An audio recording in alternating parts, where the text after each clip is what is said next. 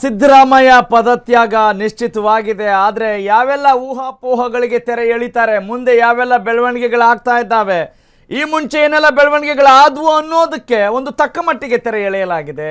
ಹಾಗಾದರೆ CM ಸ್ಥಾನಕ್ಕೆ ಸಿದ್ದರಾಮಯ್ಯ ರಾಜೀನಾಮೆ ಘೋಷಣೆ ಮಾಡ್ತಾ ಇರೋ ಬೆನ್ನಲ್ಲೇ ಮುಂದೆ ಏನೆಲ್ಲ ಅಪ್ಡೇಟ್ಸ್ಗಳು ಆಗಬಹುದು ಸಿಗಬಹುದು ಅನ್ನುವ ಕುರಿತಂತೆ ನಿಮಗೆ ಎಲ್ಲ ಅಪ್ಡೇಟ್ಸ್ನ ಹೊತ್ಕೊಂಡು ಬಂದಿದ್ದೀನಿ. ನಮಸ್ಕಾರ ಕರ್ನಾಟಕ, ನಾನು ನಿಮ್ಮ Raghava Surya. Now let's go to the next update.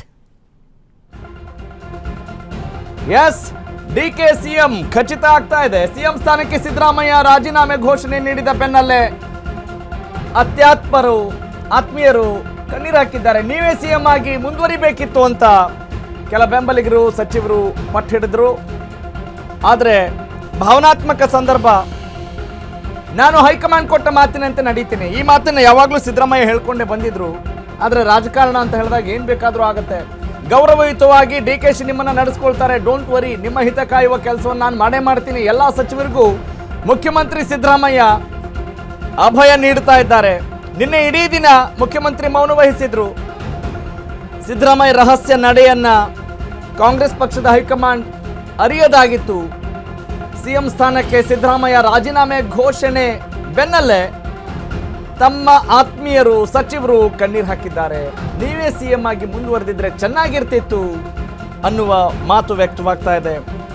S,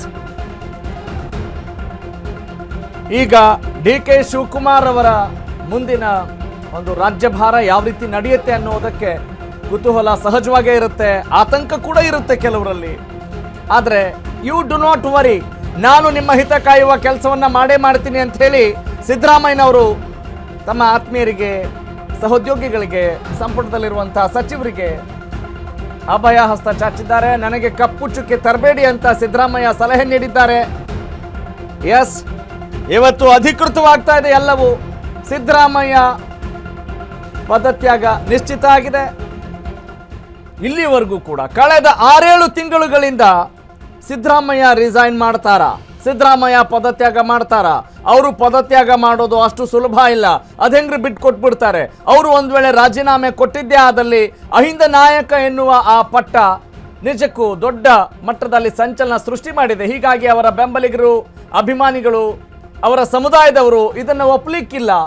ಹೀಗೆ ಹಲವು, ಅಫ್ಕೋರ್ಸ್ ರಾಜಕಾರಣದಲ್ಲಿ ಏನು ಬೇಕಾದರೂ ಆಗುತ್ತೆ, anything can happen in politics ಅನ್ನೋ ಮಾತುಗಳನ್ನು ನಾವು ಹೇಳ್ತಾನೆ ಇರ್ತೀವಿ.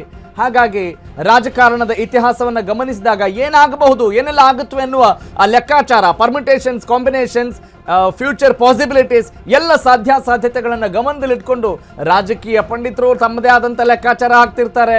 ಇನ್ನು ವಿರೋಧ ಪಕ್ಷದಲ್ಲಿರುವಂಥವರು ಏನಾಗಬಹುದು ಮುಂದೆ, ನಾವು ಯಾವ ರೀತಿ ಈಗಿನ ಸಂದರ್ಭವನ್ನು ಎನ್ಕ್ಯಾಶ್ ಮಾಡ್ಕೊಳ್ಬೋದು, ಮುಂದಿನ ಸಾರ್ವತ್ರಿಕ ಚುನಾವಣೆಗೆ ಯಾವ ರೀತಿ ತಯಾರಿ ನಡೆಸಬಹುದು, ಕಾಂಗ್ರೆಸ್ನ ಯಾವ ಲೋಪದೋಷಗಳನ್ನು ನಾವು ಜನರ ಮುಂದಿಟ್ಕೊಂಡು ಹೋಗ್ಬೋದು, ಹೀಗೆ ಹಲವು ಆಲೋಚನೆಗಳು ಇದ್ದೇ ಇರುತ್ತವೆ. ದಾಳ ಪ್ರತಿದಾಳ ಉರುಳಿಸುವಂಥದ್ದು ಕೂಡ ನಡೀತಾನೆ ಇರುತ್ತವೆ. ಆದರೆ ಸಿದ್ದರಾಮಯ್ಯ ಕೊನೆಗೂ ರಾಜೀನಾಮೆಯನ್ನು ಕೊಟ್ಟಿದ್ದಾರೆ, ಪದತ್ಯಾಗವನ್ನ ಮಾಡ್ತಾ ಇದ್ದಾರೆ. ಇನ್ನೇನಿದ್ರು DK ಶಿವಕುಮಾರ್ ಅವರ ಸಂಪುಟ, ಹಾಗಾದ್ರೆ ಅವರ ಸಂಪುಟದಲ್ಲಿ ಯಾರ್ಯಾರು ಇರ್ತಾರೆ, ಏನು ಕತೆ, ಸಿದ್ದರಾಮಯ್ಯನವರ ಆತ್ಮೀಯರು ಅಂತ ಇರುವಂಥವರು ನಿಜಕ್ಕೂ ಏನೆಲ್ಲ ಯೋಚನೆ ಮಾಡ್ತಾರೆ, ಮುಂದೆ ಯಾವ ರೀತಿ ಕೆಲಸ ಮಾಡ್ತಾರೆ, ಹೀಗೆ ಹಲವು ಕಾರ್ಯತಂತ್ರಗಳು ಕೂಡ ನಡೀತಾ ಇರ್ತವೆ. Let's go to the next update.